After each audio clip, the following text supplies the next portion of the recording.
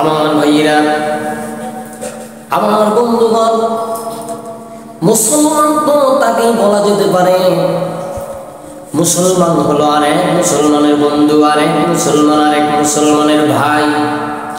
আপনার ভাইয়ের সঙ্গে যেমন আপনার দ্বন্দ্ব থাকতে পারে না, ভাই ভাই যদি সম্পর্ক বিচ্ছিন্ন করেন আপনি মুমিন হতে পারেন না, তেমনি একজন মুমিন, একজন মুসলমান আর একজন মুসলমান ভাইয়ের অন্তরে আঘাত দিয়ে কথা বলা, অন্তরে আঘাত দেওয়া, ব্যথা দেওয়া, দুঃখজনক কথা বলা, এটা একজন মুমিনের কাজ হতে পারে না। মুমিনের কাজ হলো অপর মুমিনকে যাতে করে কষ্ট না পায়। আজকে দেখা যাচ্ছে আমাদের সমাজে আমরা ভাইরাল হওয়ার উদ্দেশ্যে, ভাইরাল একটা রোগ মানুষকে ধরেছে। কার কোন ভুল মিডিয়ার ভিতরে ধরলে ভাইরাল হতে পারি, এইটা প্রত্যেকের মাথায় চিন্তা চেতনা। কিন্তু আসলে আমি যে কথাগুলো বলতেছি, আমার ইমান নষ্ট হতেছে না ইমান থাকতেছে, ইমান চলে যাইতেছে কি না ইমান থাকতেছে, এগুলোর প্রতি খেয়াল খুশি নাই।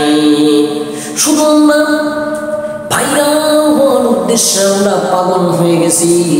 অথচ দেখেন আল্লাহ রাব্বুল আলামিন বললেন, কুল হাল ইয়াস্তাবিল্লাযীনা ইয়া'লামুনা ওয়াল্লাযীনা লা ইয়া'লামুন।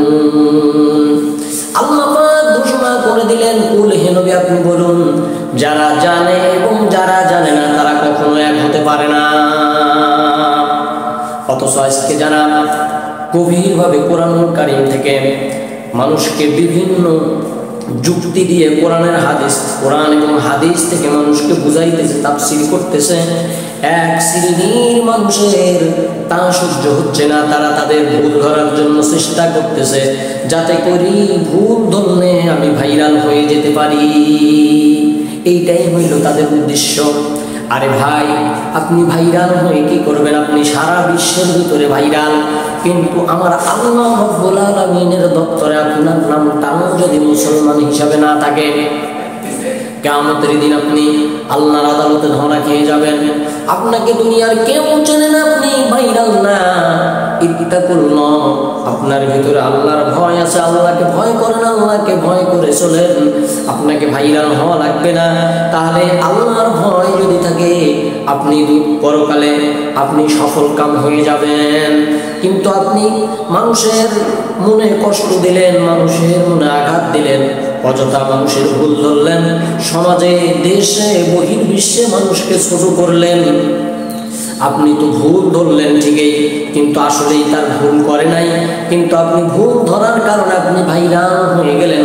ওই লোকটা, অনেকে হয়তো বা ওই লোকটারে ভাববে যে আসলে ওই লোকটা ভুল করেছে কিনা, আসলেই ভুল করে নাই, কিন্তু আপনি ওই লোকটাকে হেয় তুচ্ছ করলেন, ওই লোকটার নামে মিথ্যা অপবাদ দিলেন। এই কারণে কিয়ামতের দিন আপনাকে আল্লাহর আদালতের আসামি হতে হবে। আপনি দুনিয়ায় যতই ভাইরাল হন না কেন, আমার আল্লাহ রাব্বুল আলামিনের কাছে আপনার কোনো মূল্য থাকবে না।